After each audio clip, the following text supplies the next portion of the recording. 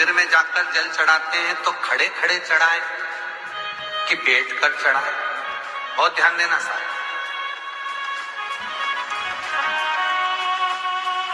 शंकर में मंदिर में जाकर हम भगवान शंकर को जल चढ़ाएं तो खड़े होकर चढ़ाएं कि बैठ कर चढ़ाएं? अब दो तरह का शिवलिंग है मंदिरों में, दो तरह का शिवलिंग का निर्माण होता है, ठीक है? एक विष्णु शिवलिंग, एक शक्ति पार्वती शिवलिंग। और ध्यान से सुनना, दो तरह का शिवलिंग मंदिरों में होता है, दो तरह का शिवलिंग मंदिरों में होता है, समझ लेना बहुत अच्छी तरह से। एक शिवलिंग वो होता है जो जमीन पर डायरेक्ट जलाधारी रहती है, शिवलिंग रहता है, ऐसी जलाधारी पूरी की पूरी, और शिवलिंग जमीन पर रखा रहता है, भूमि पर रखा रहता है, डायरेक्ट जमीन पर। आप जल ले जाकर चढ़ाए, निकल गया रास्ते से। एक शिवलिंग जो जमीन पर डायरेक्ट शंकर भगवान की जलाधारी और शिवलिंग रखा रहता है, वो शक्ति शिवलिंग कहलाता है। माता पार्वती का हस्त कमल उस शिवलिंग के सम्मुख में, और दूसरा शिवलिंग एक डमरू जैसा होता है। अब वो हम उसको कैसे वर्णन, एक डमरू शिवलिंग होता है, ऐसा उसका स्टैंड होता है, ऐसा स्टैंड होता है, नीचे शिवलिंग रखने की जगह होती, फिर ऐसा होता, फिर उसके ऊपर इस तरह शिवलिंग रखा होता है। देख, दर्शन करें आप लोगों ने।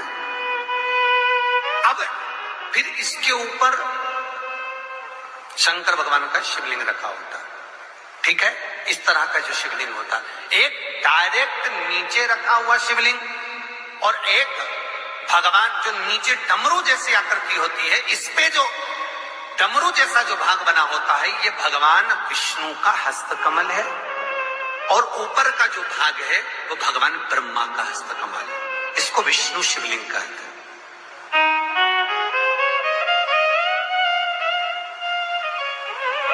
इसको हरीश्वर महादेव भी कहा जाता है। कौन सा महादेव कहते हैं?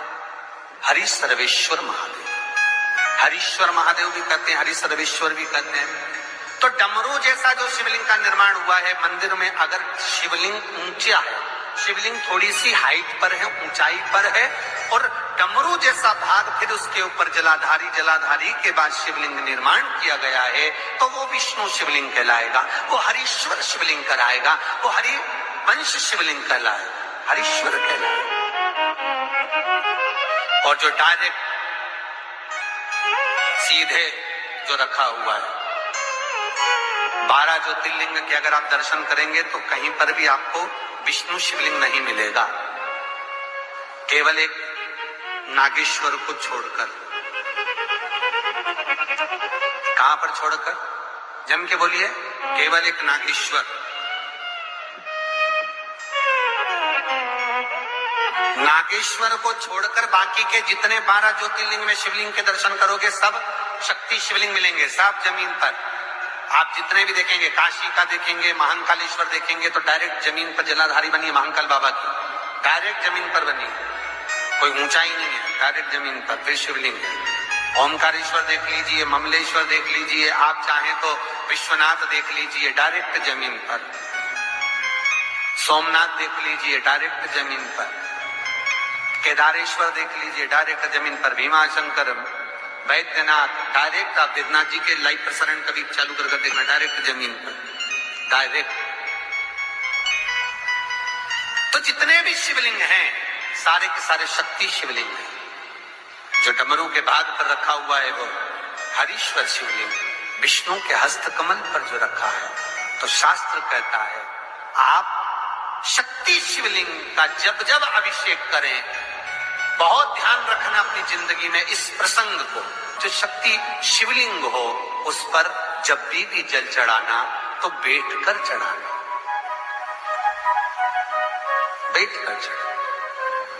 शक्ति शिवलिंग पर जब भी जल चढ़े, भले शिवलिंग कितना भी ऊंचा हो, कितना भी ऊंचा हो, तो संगी से चढ़ा दो, पर जल बैठकर चढ़ाइए।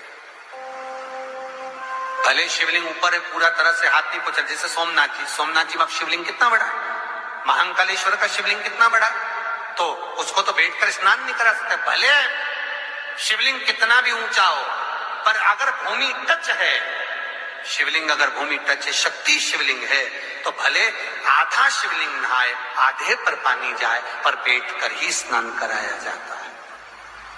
और महाराज यदि हरीश्वर शिवलिंग है, अर्थात भगवान विष्णु के हस्त कमल पर, ब्रह्मा के हस्त कमल पर यदि शिवलिंग है, तो वो शिवलिंग का जब भी स्नान कराएंगे, अभिषेक कराएंगे, पूजन कराएंगे, तो खड़े होकर ही करना है। और खड़े होने का भी तरीका होता है, दोनों चरण बराबर में रखकर कभी भी शंकर भगवान के शिवलिंग का स्नान नहीं कराया जाता। महाराज दोनों चरण बराबर रखकर, अगर हरीश्वर शिवलिंग है, किसी मंदिर में शंकर को जल चढ़ाने के लिए आप गए हो और शंकर को जल चढ़ा रहे हो, तो हरीश्वर अगर शिवलिंग है तो दोनों पांव बराबर रखकर नहीं, एक सीधा चरण थोड़ा सा आगे रखिए और उल्टा चरण थोड़ा सा पीछे रखकर भगवान शंकर का जलाभिषेक करने पर लक्ष्मी जैसे अपने चरण रहते हैं, भगवान शंकर उसी तरह से लक्ष्मी को दौड़ाते हुए अपने घर में प्रवेश करा।